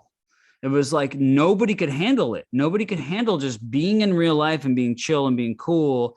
I was like the coolest, good looking guy there. And I'm sorry, but if your fucking party has me being the coolest, good looking guy, best looking guy there, your party's fucked up. Like, this isn't a party. Like, you fucked up. I need a circle of danger, and I need a circle of cool. And I can kind of like operate with that, but there was nobody there with that. And so like the in real life is like, is lamer than just being online. Because online you can just, be funny and fuck around, but in real life, it's like everyone's like all weirded out that you're just there. You know what I'm saying? Well, yeah, and like I don't watch The Office, so that kind of cuts me out of most of the fucking conversations that go on around me. Exactly. Dude, just make up episodes. Yeah. I mean, like the higher tier is Seinfeld, which I haven't seen every fucking episode. Sorry, but I had my back right tooth worked on recently because it chipped a little bit. Mm-hmm. I had Seinfeld on just like on the monitor, like while they're doing this crazy surgery, and it was the most soothing thing. Yeah. It was relaxing. Right on. Because that was painful shit. Yeah. It's comfort viewing. Yeah. It definitely is. Yeah. But I guess. Sorry. Go ahead. But yeah, You think there's a reason that they don't want normal people to have parties and hang out anymore? I don't think it's a. I mean, I don't think it's a.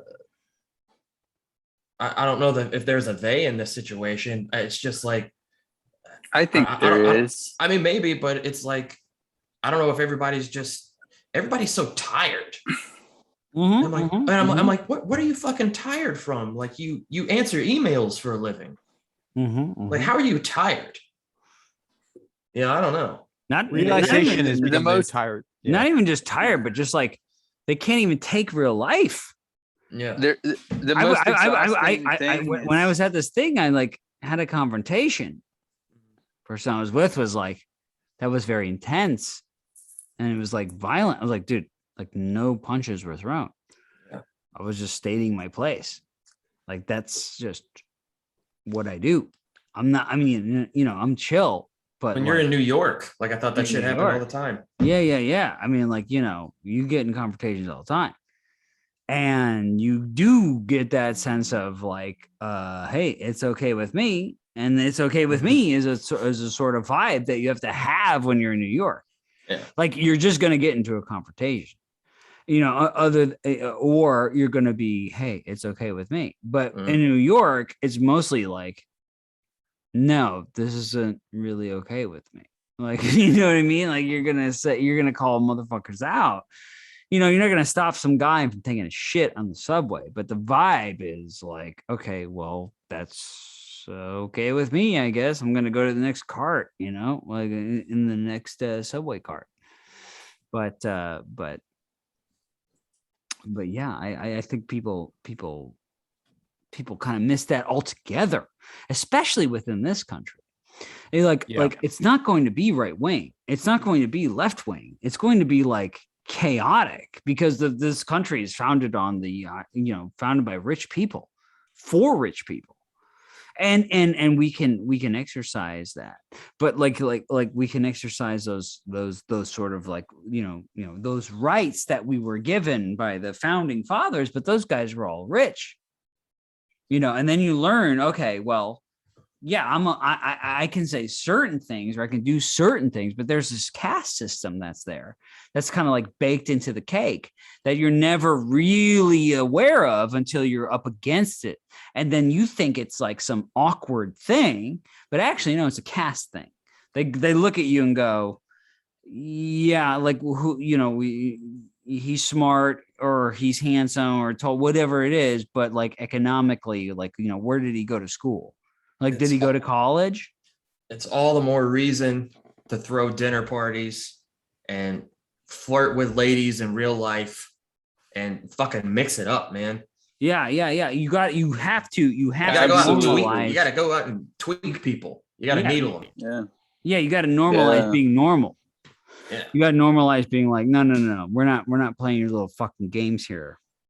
If you want, which is why I love the Wolfman, because it's like, you want to fuck around, you're with the Wolfman. Like, we're gonna get into some fucking danger, motherfucker. Like, yeah, that's right. Yes. Yeah. Yeah, no, we need to really kind of bring back I don't know, some sort of just a generation of just communicating at the end of the day. This is the problem. I run into this so often. It's like people they'll escape to their devices and they'll talk there, but they won't talk in person. They won't confront each other. They won't actually have the ongoing conversation, even if it's going to be hard, even if it's going to have some sort of difficulty applied to it. And I'm kind of sick of it. I'm young. I'm at a point where it's like, come on, let's bring back some real conversations in the mix and not do this shit where we're being petty and we're gaslighting or flagging or putting things out there online that put people in a bad spot, because it's like, yeah, I mean, you look at Marlo, he's not an online person. Yeah, exactly. He's online, but he doesn't give a fuck. Like there are people who are still like that. They're not online. They're like, I don't fucking care. Yeah. I mean, Yeah. those are cool people. A lot of the times we're like, I'm not on Instagram, I'm not on fucking Facebook, I'm not on Twitter, I'm not on any of this shit. Yeah. Yeah. And you know, like I still believe that if you do choose to go online, it does become real. But if you don't, then you can just be, you know, how you are. Of course, you're going to be excluded from the conversation. And I do believe that you should, in part, listen to the conversation just so you know you're not overstepping some new rule or something that's been laid down. But I don't. I mean, my whole thing is like, I'm just like red pilling everyone I'm around, like not just red pilling them, but like trying to like, you know, get them into like, a lot of people agree like there needs to be some kind of monarchy, like there needs to be some kind of like main guy involved. Well, so this shit, it almost kind of feeds itself too, because a lot of times, when I'm out in the world, I'm around people, I don't want to talk about this kind of stuff, but I wind up doing it because it's gonna spice things up. People, because normies aren't ready for it, and I'm not even. I mean, even by real world standards, I'm not edgy, and certainly not by internet standards. But like last night, I was talking to people at this wedding, and advocating that we need a new Caesar or a new Napoleon, and just talking any kind of wild shit that would rile people up, and it works, and it makes things fun again. Yeah, it does. It does. As long as nobody gets too butthurt about it. Right. Yeah, and then that's their problem. Right. You know? Right. Yeah. And I think it's like the internet was created by a lot of people who didn't feel comfortable socializing the way things used to be.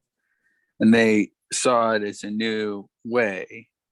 And as it's gone on, people have seen it as a parallel society and is a different way of communicating. And I wonder sometimes, because the promise, I guess, of the web 2.0 or social media or whatever you want to call it is like, you can find people who think like you. The people in your little town or in your community or in your neighborhood don't think like you, but using this, you can find people all over the world who think like you. And sometimes I wonder if people might actually still have more in common with the people in their little towns and the people around them. And if maybe exchanging ideas with them isn't just as powerful. And we're losing a lot when people stop doing that. Yeah. I mean, that's why I try to talk to people. Yeah. And it sucks. And I kind of resent it because I was always like not shy, but definitely slow to get comfortable around people. And now I'm the one having to do all the fucking legwork. Right. Yeah. But then when you get hit with the bullshit, you're just kind of like, hey, it's okay by me. Yeah. Okay, me. You know? Yeah. I mean, it's tolerance. That it's a message of tolerance ultimately. Compliance. Well, you Not get the jab, you get necessarily. the fuck, yeah. All right. I think it's okay with me is different than saying I'll do it. Yeah, that's true. Yeah. That's true. Yeah, it's more like if that's what you're gonna do, cool. Well, it's not. Sorry. It's not. I'm gonna do it too. Well, and also within the context, it's almost always it's a part of like the nature of his profession is like his life is basically kind of peeping into people's private lives. And so when he interacts with what they're doing, yeah, he has to shrug it off because it's his business, but it's none of his business. You know what I mean? Mm-hmm. So yeah, it's different. It's different. It's a different kind of philosophy to have when you're intruding versus things happening around you, like and being inflicted on you, kind of thing. Yeah. He's very respectful about like the whole process and his job. Yeah, He's very polite. Yeah, it's so easy to cater this character into a box and say that he's a toxic male because he's doing this kind of shit, when really he's not doing anything that is intrusive to anybody in his life, even his own friend. And that's what's so like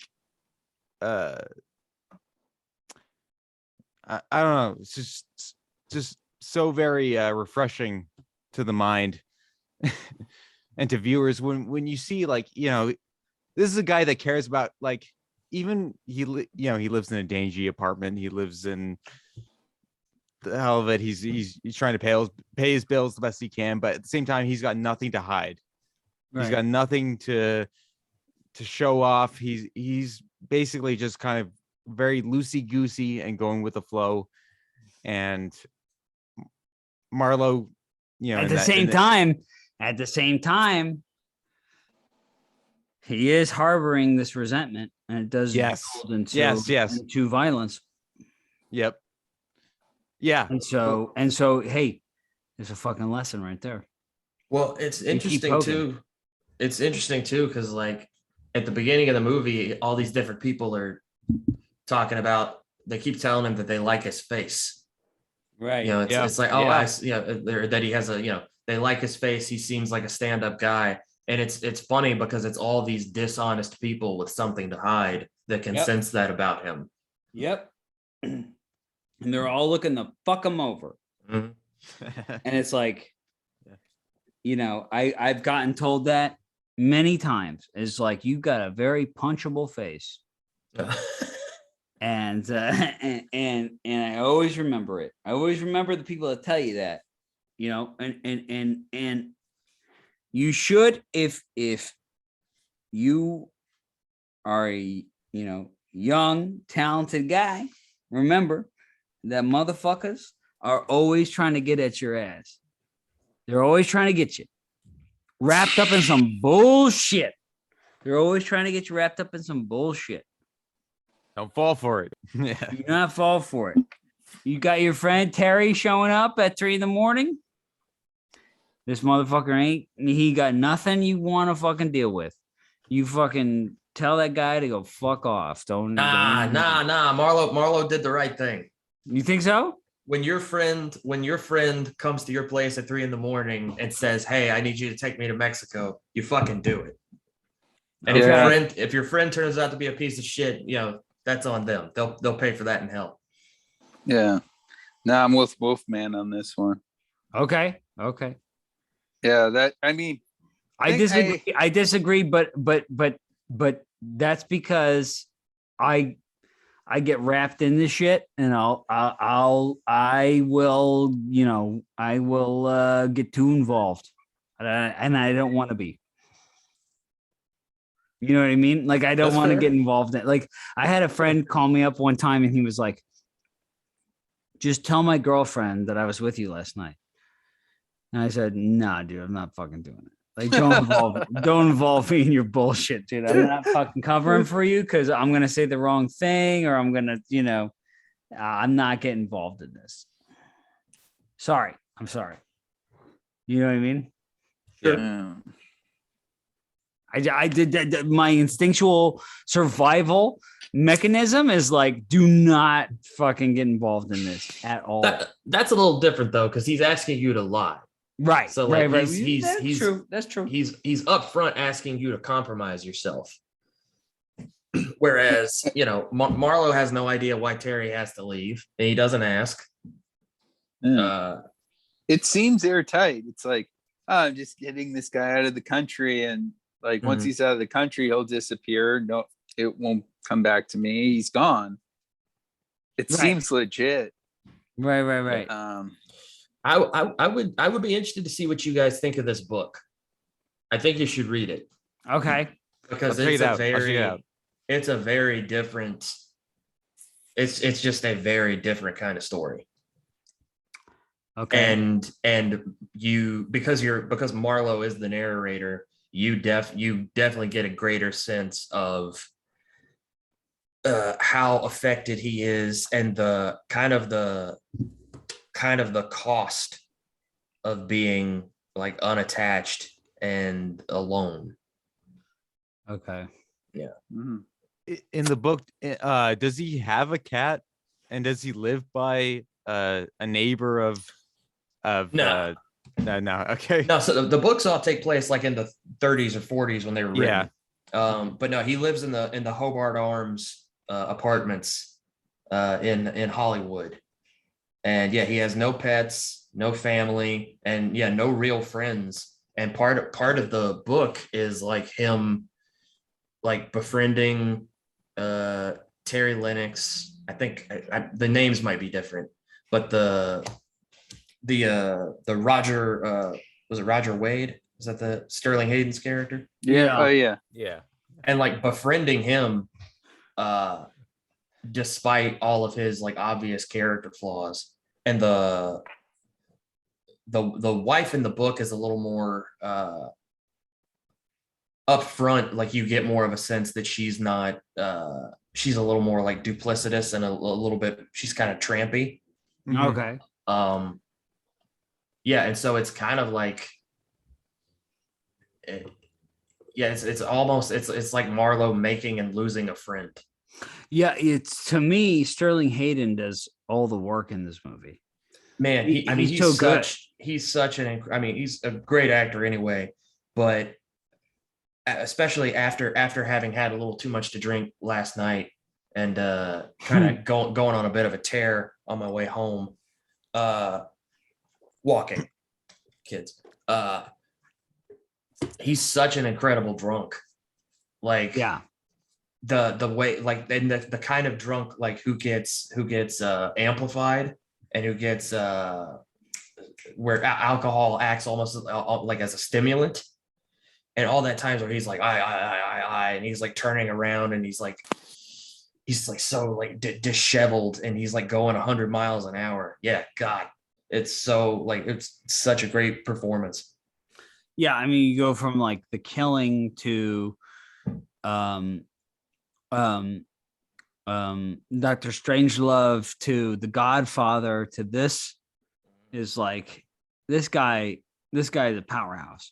He's so good. Well, it's great too because unlike not a lot of actors were able to do it, but like so he's a guy who like is from like that golden age of like black and white movie making and like that old style, but his skill as an actor kept up with the times, you know, like it went with the style because like he doesn't come off in this movie like, you know, the older movies, especially the ones that were like post World War II, everybody's like very like strong and stern and, you know, all lines are delivered very clear and very, very direct.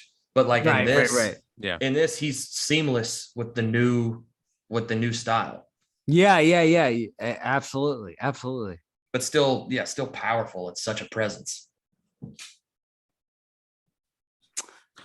I was gonna say I know I'm taking a little bit of a detour here, but the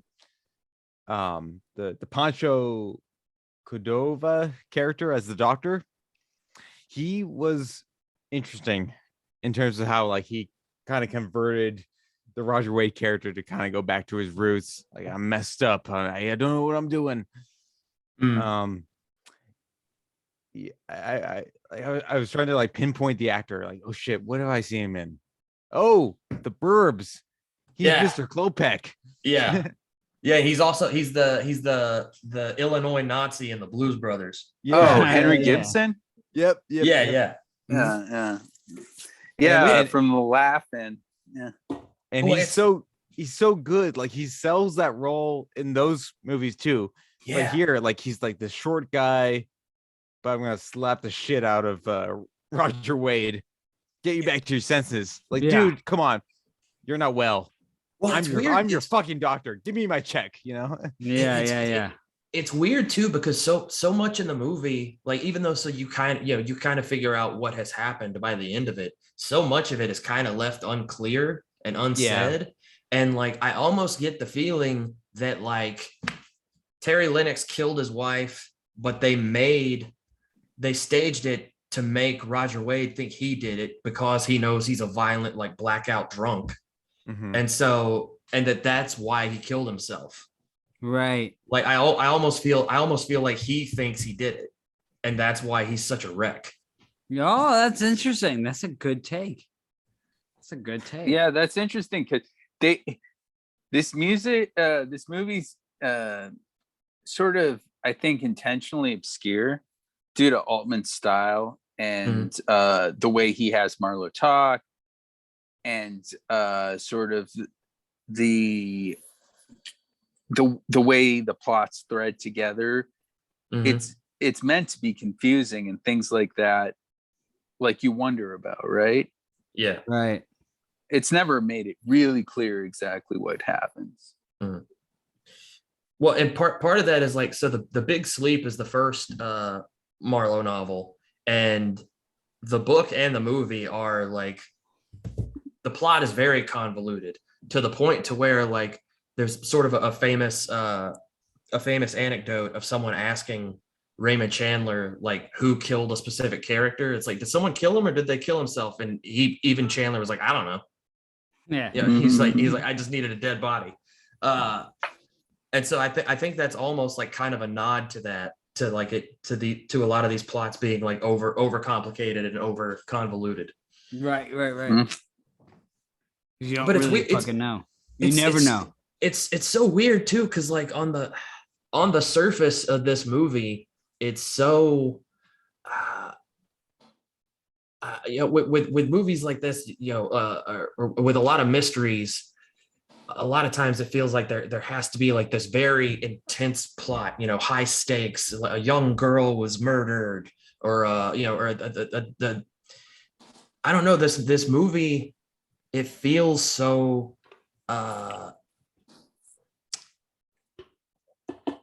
like in the wrong hands, this could be like the most boring detective movie ever.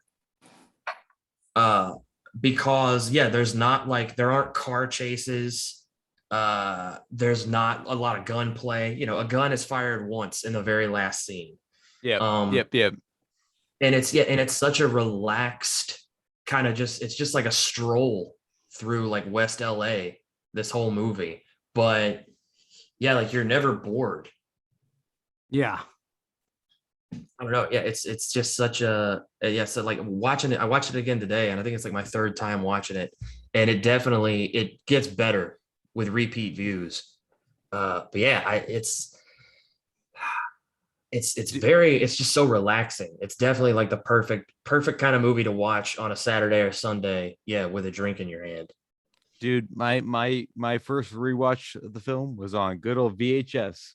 Oh, look at that! I got the MGM and keeping this live. I don't know why they chose this still for the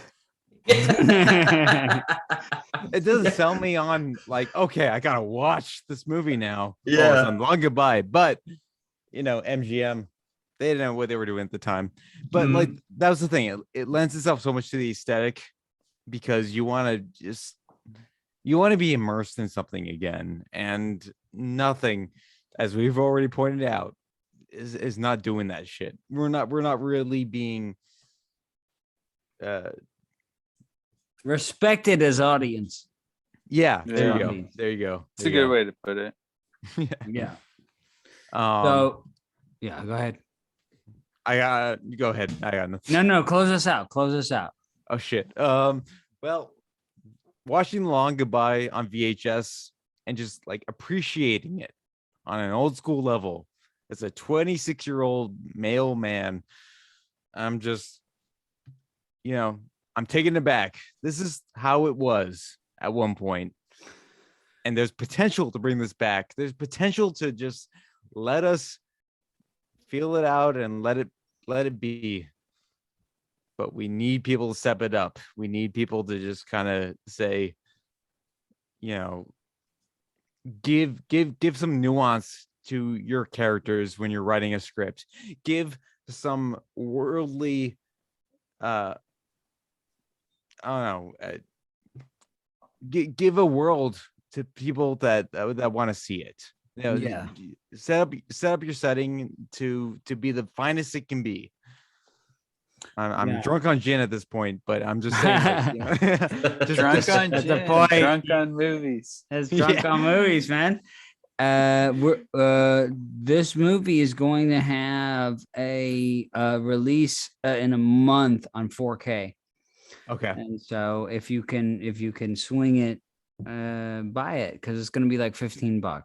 It's going to be released. Apparently, I tried to buy the only available copy I could get was like a DVD or Blu-ray that cost $100, and I wasn't going to pay for that. So, but it will be released next month. And so drink Malfy con Limone gin and watch The Longaby and subscribe to Jeremy's podcast. Give us the name once again. Yeah, so I'm at Jeremobie. I'm on Facebook. I'm on Twitter. I am on Letterboxd. I am on Instagram. Follow the show, Jeremobie. I'm also releasing a new film, Stewie the Demon Swine, that should have already been out there for people to watch. If you haven't watched it yet, get inclined to watch it because it's quite great. It's wonderful, wonderful, wonderful film. So that's on Vimeo, also at Jeremobie. And trying to think what else I got. Yeah, that's about it. Yeah, and The Outlaw Josie Wales. That's the new film that we're covering right now on my channel. The Outlaw Josie Wales, directed by and starring Clint Eastwood. Great conversation. Had a fun time. Check it out. Right.